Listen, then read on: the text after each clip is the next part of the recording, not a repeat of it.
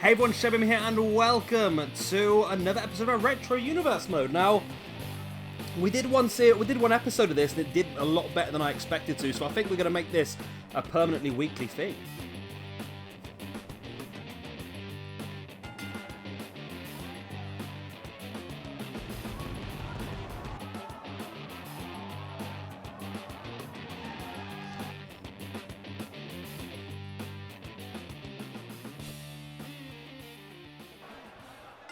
So here we go, we have got ourselves a nice little original Monday Night Raw arena, and we're going to go ahead and do this universe mode as a weekly slash, I think maybe twice a week.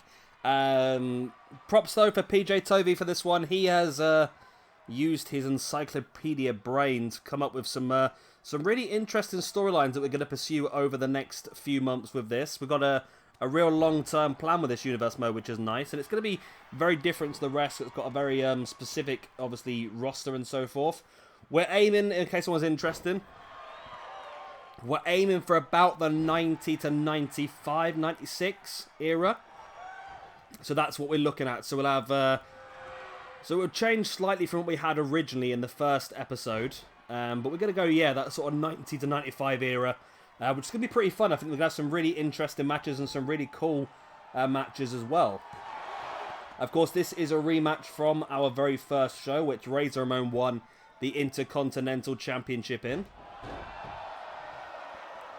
So it's another chance for these two to collide. It was a great match at Mania, so I want to see them battle once again. There's a boot right in the back there by Razor, now bringing Michaels back up to a seated base and wrenching back at the chin of Michaels.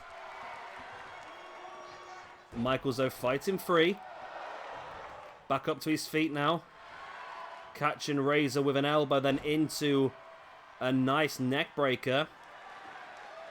Bringing Razor back up again, but Razor fighting free, punching the gut of Shawn Michaels.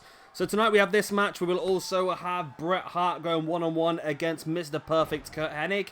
And our main event will be Hulk Hogan going one-on-one against Ricky the Dragon Steamboat to become the #1 contender for Ric Flair's WWF Championship. Michaels taking Razor down. If Michaels was to win here, that would definitely put him in a shout again for another Intercontinental Championship match, I think. Michaels taking Razor down with the arm drag now, sending Michaels face first into the mat with the DDT. Michaels heading up to the top now as well. He's going big elbow right to the heart of Razor Ramon. Razor struggling now. Michaels stalking the grounded Razor. He's not getting paid by the hour here, Michaels, is he?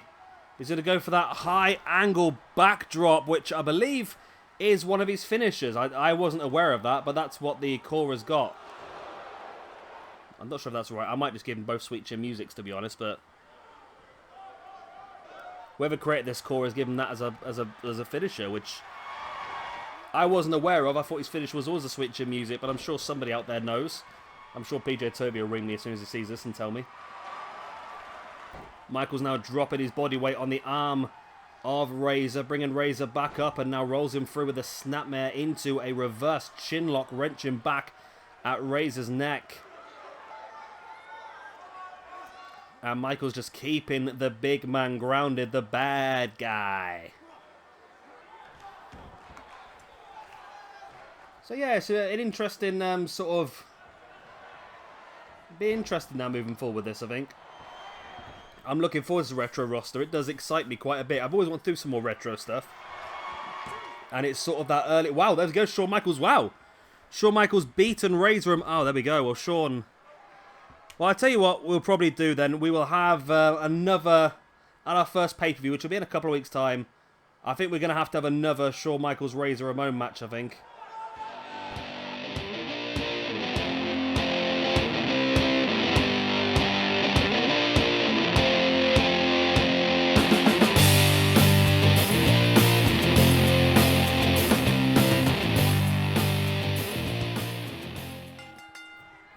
Here we go then, Bret Hart versus Mr. Perfect Curt Hennig. Very good match, this one. On paper, anyway, should we say. It's the first time we're seeing Curt Hennig so far in this universe mode, isn't it? I think it is, you know. Yeah, first time we're seeing Curt Hennig in this universe mode. So good chance for him to show what he can do. I think he's going to be a strong part of this universe. I think definitely around about the Intercontinental Championship mark. I think is definitely a great place for him to be. As well as Bret. Obviously, Bret will look to be someone who will be fighting for that main event championship as well. And what is this? That's Owen's music. Of course, Bret and Owen had a match at the previous show where Bret won by counterattack, and there is Owen Hart taking Bret up. Tombstone piledriver, wow. Referee not happy at all, but I don't think he actually saw anything. And Owens just attacked Bret here. Perfect rolls into the pin. Oh, it's only enough for a 2 count. But Owen Hart attacking his brother. Wow, we saw them, like I said, battle at our previous show. Owen essentially walked out on the match. He wasn't happy. He walked out on the match and got himself counted out. And now here he is attacking his brother Bret once again. I did say, didn't I, in the previous show that I think we're going to have Bret versus Owen again at our next pay-per-view. And I think we're going to make it a steel cage. And I think Owen has just signed that contract essentially with that attack. Very interesting.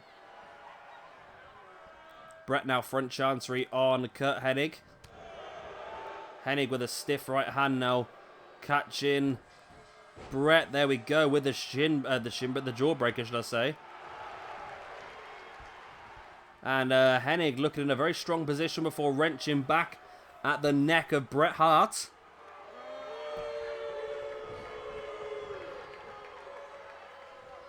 Front chancery by Perfect. Just pushes Bret away. Oh, a boot right in the shin and a nice neck breaker there by Curt Hennig on Bret Hart, bringing Bret back up to his feet and now into a backbreaker. And ever since that attack by Owen Hart, Curt Hennig has dominated this match.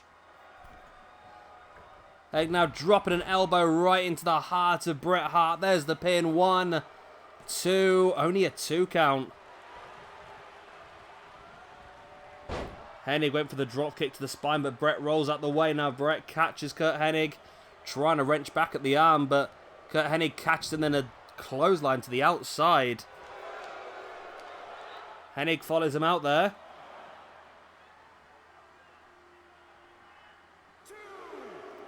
Bringing Bret back up to his feet. Bret fighting free though. There's a big strike right in the back of the leg of Mr. Perfect. Now sending Perfect back into the ring. Bret now into the pin. 1. Only a 1 count.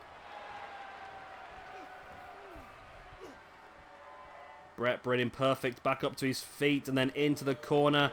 Followed up by a nice drop kick right in the face. Went for the clubbing blow. Bret dragging Perfect along and springs him back into the ring. Bret now brings Perfect back up to his feet and springs him into the turnbuckle this time. But Perfect fighting back with the elbow, then into a snapmare, rolling Bret through and taking that cutter as well.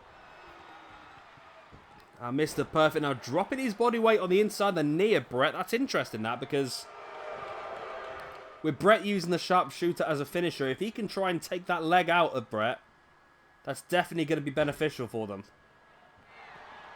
It's definitely going to weaken that leg. Perfect now then stalking Bret, but I'm not sure if he's in a very good position for the Perfect Plex. Well, he's not, because Bret reverses it into a Northern Lights suplex. Bret now bringing Perfect back up to his feet. There's a boot in the gut into a DDT. A boot in the spine. Bret brings Perfect back up once again. Stiff forearm and a boot to the back of the legs as well. And Bret just continuing the assault. I think Bret's taken out some of his anger on his brother, actually, on Mr. Perfect here. Running Bulldog as well. And Bret is in full control of this match at this point in time. Brings Perfect back up to his feet once again. Up into the pile driver. Wow. That's a big move. That could be enough for the victory, but Bret not even going for it. And well, Perfect. No selling. Getting straight back up to his feet, taking Bret down. And Perfect now just wrenching back at the arm of Bret Hart. And Bret is doing so well considering that interference from Owen Hart earlier on. Bret is really staying with this match. Perfect with the boot, now dropping Bret with the atomic drop. Perfect now rolling Bret over. He's pretty close to the ropes, but not close enough. Referee counts it. Only enough for a 2 count. Perfect now wrenching back of the neck of Bret Hart. Very painful looking maneuver. Bret able to break free. Perfect catching those, sending him into the corner. Follows him in with a clothesline. Bret dropping middle of the ring. And Perfect once again just wrenching back at the chin of Bret Hart. Both these guys desperate to win this match to know how much is up for grabs. Bret needs to win to get his momentum continuing to go on the right track, of course. And obviously looking towards that match against Owen Hart at our next pay-per-view. And Perfect knows how massive a win against the likes of Bret Hart would be for him. That would thrust him straight into the IC, if not the main event championship picture. Bret with a boot in the head of Hennig and then taking him down. He's going to roll him through into the sharpshooter. Hennig is not as close to the ropes as he looks, and he has to tap to Bret Hart's sharpshooter, and Bret does pick up the victory even after the attack by his brother Owen. There it was earlier on, Owen dropping the tombstone piledriver on Bret. The referee didn't see it, but he did see the aftermath. Gave, well, essentially it's better for Hennig because he would have been disqualified. So the referee's given Hennig the benefit of the doubt there. He had nothing to do with it, and he's allowed the match to carry on. And in fairness, it's worked out better for Bret in the end. Bret gets the victory. Bret gets the momentum. And Bret's going to continue looking strong up towards our next pay-per-view. Hennig put on a very good show tonight, though, as well. Fantastic from him. But didn't quite have enough to take someone like Bret Hart down, which a lot of people don't. But I'm sure Owen Hart is backstage somewhere very angry about what he's seeing right now.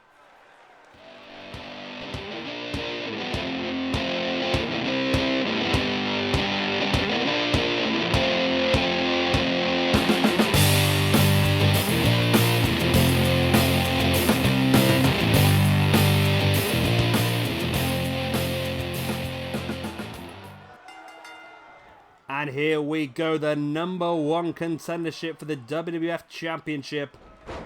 The winner gets Ric Flair at our next pay-per-view, which I don't know what it's going to be today. It might just be in your house, to be honest with you, I think. If we're going for that old sort of fashioned retro theme. In your house sort of makes sense, I suppose. So Steamboat having a very strong start here, isn't he?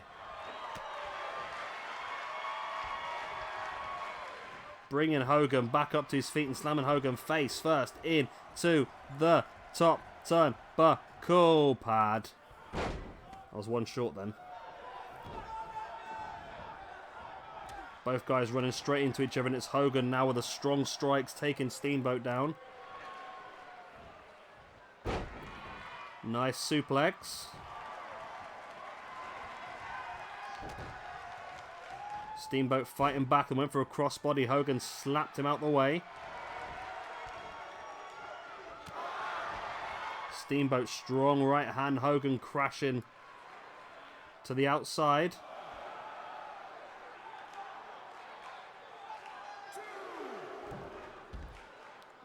Hogan avoiding the crossbody.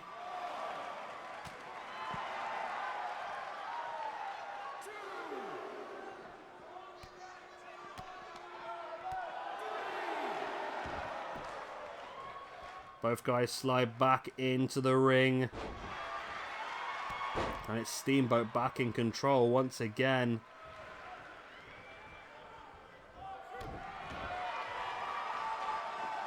Steamboat, the boot in the back of Hogan, then catching Hogan, now wrenching back at his neck.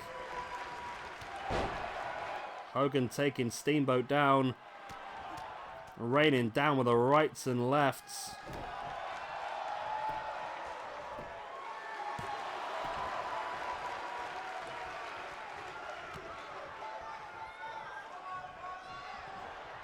Hogan now catching in with the neck breaker. Then into that big scoop slam. But Hogan not going for the pin. He's going to continue the assault. There's a big boot by Hogan as well. There's the pin. 1, 2. Oh, only a 2 count.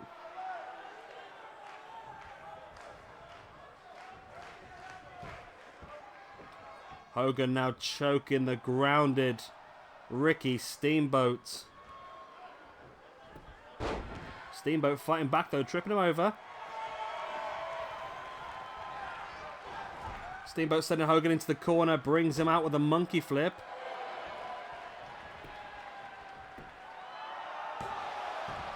There's the pin, only enough for a 1 count.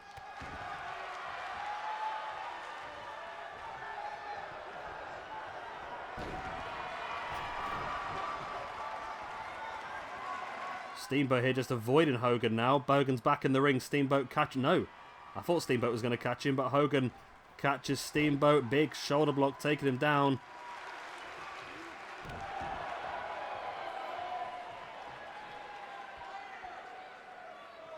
Hogan now controlling the grounded Steamboat.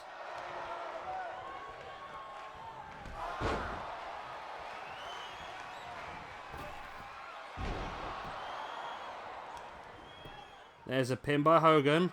1, 2, and 3. He's got it. Okay. Wow. Hogan wins the match, and Hogan is going to fight for the championship at our next pay-per-view against Ric Flair. Flair versus Hogan. That's a pretty damn good match if you ask me, isn't it? Gotta love Flair versus Hogan.